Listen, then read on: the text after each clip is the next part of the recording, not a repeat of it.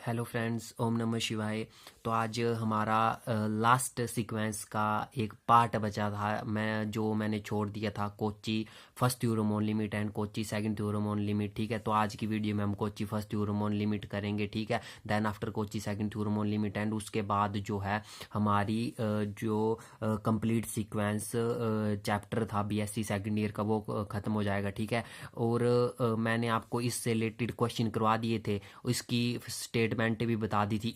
इन video में हम जो है अब एक ये वीडियो होगी, एक अगली वीडियो होगी। इस वीडियो में हम सिर्फ इनका प्रूफ पढ़ेंगे। देन आफ्टर मैं जो फर्स्ट चैप्टर है आपका रियल एनालिसिस का, जो कि है आपका real line interval and bounded set, उसको करेंगे। ठीक है, तो जो कोच्चि फर्स्ट यूरोमोन लिमिट है उसकी स्टेटमेंट मैंने आपको बोला था कि if limit n approaches to infinity s n कोई सीक्वेंस है, ठीक है, वो किसके बराबर है, इक्वल टू एल है। एल क्या है, आपकी लिमिट है। Then limit n approaches to infinity arithmetic mean. Arithmetic mean मतलब जो इसकी नंबर ऑफ टर्म्स होंगी S1 plus S2 plus up to so on SN तक divided by and total number of terms is equal to किसके बराबर होगा, L के बराबर होगा। ठीक है, मैंने सिर्फ इसको ही, क्योंकि मैंने आपको बताया था कि ये जो कोच्चि फर्स्ट यूरोमोन लिमिट है ये किन क्वेश्चनों में लगेगी, जहां पे आपको अर्थमेटिक मीन दिखेगा। ठीक है, ये दिस रिप्रेजेंट अर्थमेटिक मीन, ये एल के बराबर है। ठीक है, अब आपने कुछ नहीं करना प्रूफ में आपने सिंपल ये याद रखना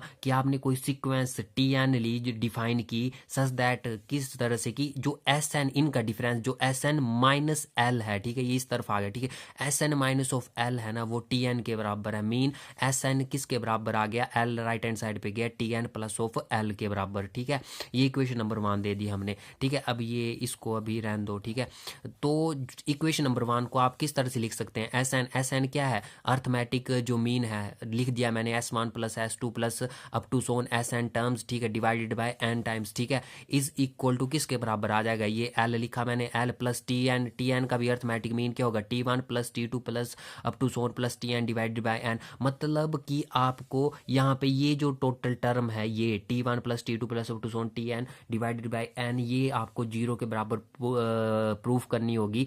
तभी जो है आपकी जो ये अर्थमेटिक मीन है जो आपने सीक्वेंस ली है SN सीक्वेंस, ठीक है, इसका अर्थमेटिक मीन जो है वो L के बराबर आएगा। ठीक है, मतलब हमने सिर्फ ये प्रूव कर देना कि ये टोटल टर्म जीरो है। ठीक है, तो हमने इसको इक्वेशन 2 मान लिया। ठीक है, अब नाउ जो in order to prove the theorem we have to prove, मैंने आपको बता दी कि ये टोटल जो अर्थमेटिक मीन होगा limit and approach to infinity, total जो ये अर्थमेटिक मीन होगा ये हमें जीरो के बराबर प्रूव करना होगा। ठीक है, तो हमने डेफिनेशन पढ़ी है। ठीक है, कैसे जीरो के बराबर प्रूव करेंगे, मतलब कि इसका मतलब है कि टी एन जो होगा वो जीरो को अप्रोच करेगा। ठीक है, मतलब टी एन टोटल सीक्वेंस है T1 plus T2 up to so on TN, ये जीरो को अप्रोच करेगा। ठीक है, कब अप्रोच करेगा, ठीक है, टी एन जो जीरो को अप्रोच करेगा। ठीक है, तो हमने डेफिनेशन लगा दी कि क्या, कि therefore there exist epsilon greater than zero be given therefore there exist a positive integer m। हमने कोई एक पॉजिटिव इंटीजर ले लिया m, जो मैंने आपको बताया था कि हम कन्वर्जेंट सीक्वेंस की जब भी डेफिनेशन लगाते हैं तो हम क्या लिखते हैं कि epsilon greater than zero be given therefore there exist a positive integer, इसको नहीं लिखना अपने। ठीक है, there exist a positive integer m such that absolute value of t n minus, absolute value बोल सकते हैं, मीन भी बोल सकते, मोड भी बोल सकते हैं, सॉरी। ठीक है, तो t n minus of zero की एब्सोलूट वैल्यू जो होगी वो किससे, ये लेस देन है। ठीक है, ये इक्वल टू नहीं है, ये लेस देन है। ठीक है, ये लेस देन होगी टी एन माइनस एल लिखते हैं यहाँ पे, बट एल यहाँ पे क्या है, जीरो, मतलब कि लिमिट क्या है यहाँ पे, जीरो, क्योंकि यहाँ पे आपको बता दिए क्लियरली कि आपने जीरो के बराबर प्रूव करना है। तो t n minus of zero ले लिया मैंने। ठीक है, एब्सोलूट वैल्यू लेस देन किससे होगी, एप्सिलॉन बाय 2 से। यहाँ पे t n minus of zero क्या आ गया, टी एन। ठीक है, ये लेस देन होगा एप्सिलॉन बाय 2 से, जो कि मैंने कन्वर्जेंट सीक्वेंस की डेफिनेशन बता दी थी आपको। ठीक है, for every N is greater than और इक्वल टू एम। ठीक है, तो विच चीज़ क्या है, कन्वर्जेंट सीक्वेंस है, क्योंकि ये क्या है, कन्वर्जेंट सीक्वेंस की डेफिनेशन है। ठीक है, तो आपको पता है कि कन्वर्जेंट सीक्वेंस हमेशा क्या होती है, बॉन्डेड होती है, मैंने आपको बताया। ठीक है, तो हैंस देयर बॉन्डेड होगी तो वहां पे क्या होगा, कोई रियल नंबर k एग्जिस्ट करेगा such that k is greater than zero, जो मैंने आपको बॉन्डेड सीक्वेंस की डेफिनेशन करवाई थी तब मैंने आपको बताया था। ठीक है, तो सिंपल डेफिनेशन ही अप्लाई कर रहे हैं आप। तो ये जो एब्सोलूट वैल्यू होगी टी एन, ये किससे लेस देन और इक्वल टू होगी k से, क्योंकि ये क्या हो जाएगी, बॉन्डेड हो जाएगी, है ना। तो for every N is greater than और इक्वल टू एम, ये इक्वेशन नंबर 3 आ गई हमारी। ठीक है, बस अब आपको जनरल साम कंसेप्ट यूज़ करना है यहाँ पे। जो टी एन है ना आपका, जो एब्सोल्यूट टी एन क्या है, जो मैंने बोला है इसका अर्थमेटिक मीन क्या होगा, T1 plus T2 plus up to so on t n time upon में एन, ठीक है। एब्सोल्यूट वैल्यू ले ली, ठीक है। फिर ये किसके बराबर आएगी, देखो ये यहाँ पे जब यहाँ पे एन टर्म्स तक गई ना, यहाँ पे देखो एन है ग्रेटर है एम से, ठीक है। N is greater than equal to m, mean जो ये एम की टर्म्स है ना, ये एम है, ये एन की टर्म्स पे लाई करेगा। लाई इन द सेंस कि ये जो टी एन है इससे पहले जो है एम की टर्म्स आएंगी, ठीक है। तो वो हमने सबसे पहले ये जो है एम टर्म्स तक एक्सपेंड करना है, मतलब T1 लिख दिया मैंने plus T2 plus up to so on T M तक एक्सपेंड करना divided by N, plus second M के बाद कौन सी टर्म आएगी, एम प्लस वन नहीं आएगी, तो T M plus one plus T M plus two plus up to so on. फिर लास्ट टर्म देखो एन आई, क्यों, क्योंकि N is greater than equal to M, मतलब एम की टर्म्स एन पे लाइज करेंगी, मतलब कि एम की टर्म बीच में आएंगी, देन आफ्टर एन की टर्म आएगी आपकी divided by an absolute value, ठीक है। तो आपको पता है कि एब्सोल्यूट वैल्यू ये किसका ट्रेंड बन गया कि absolute value of A plus B, ये फॉर्म इस फॉर्म में बन गया, ठीक है। ये होती है less than equal to absolute value of A plus absolute value of B, ठीक है। तो मैंने लिख दिया absolute value A plus of B, ये टोटल ए प्लस बी, ठीक है। तो ये किससे लेस देन होगी, absolute value of A, absolute value of A क्या है, ये जो टर्म है आपकी absolute value of A plus absolute value b क्या है, ये जो पूरी की पूरी टर्म है, ठीक है। तो वही लिखी हमने, इज लेस देन और equal to absolute value of a, mean absolute value of, अब एक की एब्सोल्यूट वैल्यू लिखेंगे आप T1 plus absolute value of T2, ठीक है। मैंने लिख दी plus up to so on plus absolute value of क्या आ गई TN डिवाइडेड बाय क्या आ गई एन, ठीक है। प्लस इसकी भी एब्सोल्यूट वैल्यू लिखेंगे आप अलग अलग करके, absolute value Tm plus one plus अगले वाले टर्म की एब्सोल्यूट वैल्यू मैंने लिखी नहीं है, पर आप लिख सकते हैं क्योंकि अप टू सोन आपको लास्ट में एब्सोल्यूट वैल्यू Tn तक जाना है, मैंने लिख दी डिवाइडेड बाय नीचे क्या है n है, मैंने लिख दिया, ठीक है। नाउ अब आपने ये चीज़ जो है ना ये किससे लेस होगी, देखो m जो है आपने क्या ली थी, लिया था पॉजिटिव इंटीजर लिया था, ठीक है। k भी है क्या है आपका पॉजिटिव इंटीजर है, ठीक है।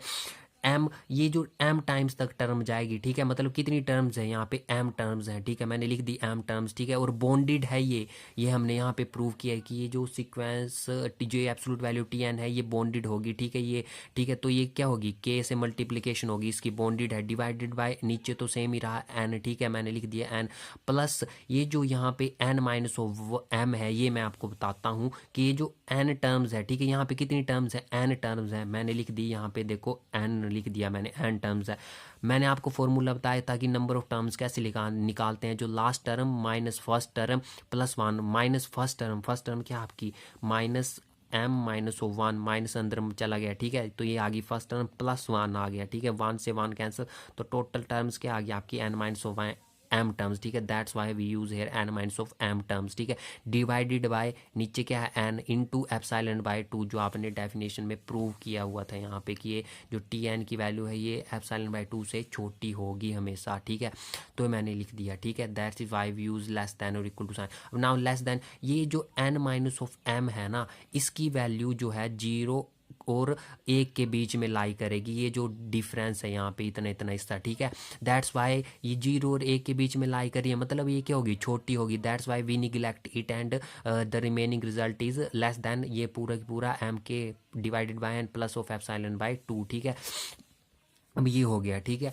अब नाउ अब आपको ये चीज़ देखो, अब अगर आप limit n approach to infinity करते हो, ठीक है, मतलब एन की वैल्यू इन्फिनिटी पुट करते हो तो something raise to divided by infinity आ जाएगा। और मैंने आपको बताया कि समथिंग डिवाइडेड बाय इन्फिनिटी किसके बराबर होता है, 0 के बराबर होता है। तो आपका देखो आगे इसके बाद आप ये लिखोगे, ठीक है, जब एम के divided by n approach to 0, इसका क्या मतलब है कि अपने एन की वैल्यू क्या अप्लाई कर दी, इन्फिनिटी अप्लाई कर दी। तो समथिंग ये पॉजिटिव इंटीजर है, ये के भी ग्रेटर दैन 0 है, ठीक है। पॉजिटिव में कोई भी नंबर आएगा डिवाइडेड बाय इन्फिनिटी होगा वो किसके बराबर होता है, 0।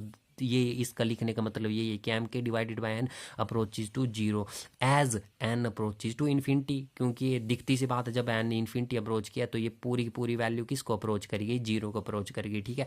तो देन आफ्टर अब यहाँ पे आप डेफिनेशन लगाएंगे क्या कि there exist a positive integer p such that absolute value of m के माइनस ऑफ l, l क्या आया आपका यहाँ पे 0, दैट्स वाई यहाँ पे माइनस ऑफ 0 भी लिख सकते हैं आप, इज लेस देन, ये होती है डेफिनेशन m के जो आपकी टर्म है एम के अपॉन में N minus of L is less than epsilon by 2 for every N is greater than और equal to this integer positive integer P. ठीक है, अब आपने कोई एक इंटीजर ले लिया क्यू जो कि है मैक्सिमम ऑफ जो आपने पीछे एक इंटीजर लिया था एम और यहाँ पे जो इंटीजर लिया पी से। ठीक है, नाउ अब आप देख रहे होने कि ये जो absolute value T1 plus T2 plus t up to so on Tn आई थी। ठीक है, देखो ये जो वैल्यू थी ये m के अपोन में n, ये आपने आगे प्रूव कर दी ये किससे लेस है, एप्सिलॉन बाई 2 से लेस है। ठीक है, ये आगे आपने प्रूव कर दिया, प्लस यहाँ पे साथ में क्या है एप्सिलॉन बाई 2, दैट्स वाई यहाँ पे आपने जो m के अपोन में n की वैल्यू थी ये लेस कर दी थी प्रूव एप्सिलॉन बाई 2 से।